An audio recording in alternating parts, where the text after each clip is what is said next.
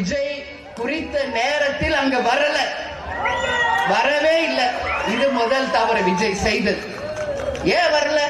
உங்களை பார்க்க காலையில 9 மணில இருந்து மக்கள் நிக்கிறாங்கல்ல, சாப்பிடாம தண்ணி குடிக்காம வெயில்ல குழந்தை குட்டிய தூக்கிட்டு பொம்பளை பிள்ளைங்க நிக்கிறாங்கல்ல ரோட்ல. அந்த பொறுப்பு உங்களுக்கு வேண்டாமா? நீங்க வீட்டுல இருந்து கிளம்புறதே தனி பிளைட்ல தான் வரீங்க.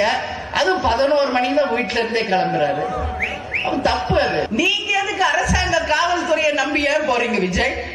ஏன் இன்னைக்கு வந்து மேல நிக்கிறீங்களே, 4 பவுன்சர் உங்களை சுத்தி நிப்பாட்டுறீங்களா உங்க பாதுகாப்புக்கு?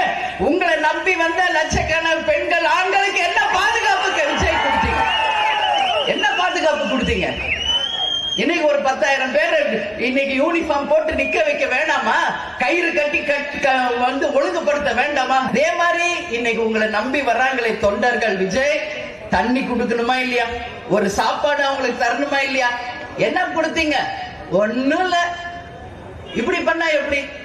அதனாலதான் அவ்வளவு மயக்கம், அவ்வளவு பாதிப்பு. இது விஜய் பண்ண 3வது தப்பு. உன்னை நம்பி வந்தாங்களே, கொடு சாப்பாடு, கொடு தண்ணி, கொடு பாதுகாப்பு, கொடு. 4வது அவர் செய்த தவறு, பஸ்ஸுக்குள்ள உள்ள பூந்துக்கிறாரு. ஏதோ கூண்டுக்குள்ள பூந்துக்கிற மாதிரி ஒரு சின்ன கண்ணாடி அது வழியா எட்டி பாக்குறாரு. என்ன ஓ மக்கள் தானே, ஒன்னைய தானே பார்க்க வந்திருக்காங்க, நில்ல மேல நில்ல ஒரு 4 மணி நேரம். என்ன போயிடும்?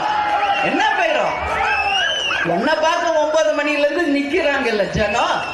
ஒரு வாங்கல, அங்க ஸ்டார்டிங் பாயிண்ட்ல இருந்து நின்னுகிட்டு வாங்கல, மக்களை பார்த்து கையாற்றி கும்பிட்டுக்கிட்டே வாமே. உள்ள பூந்துக்கினா அந்த நேரத்துல வெளியே வந்தா உங்களை பாக்குறன்ற எல்லாம் மேல வந்து விழுகுறாங்க. ஏன் இன்னைக்கு எங்க அண்ணன் சொல்றீங்களே விஜய், அண்ணன் என்ன செஞ்சாரு முதல்ல கத்துக்கிட்டு பேசு விஜய், முதல்ல கத்துக்கிட்டு பேசு.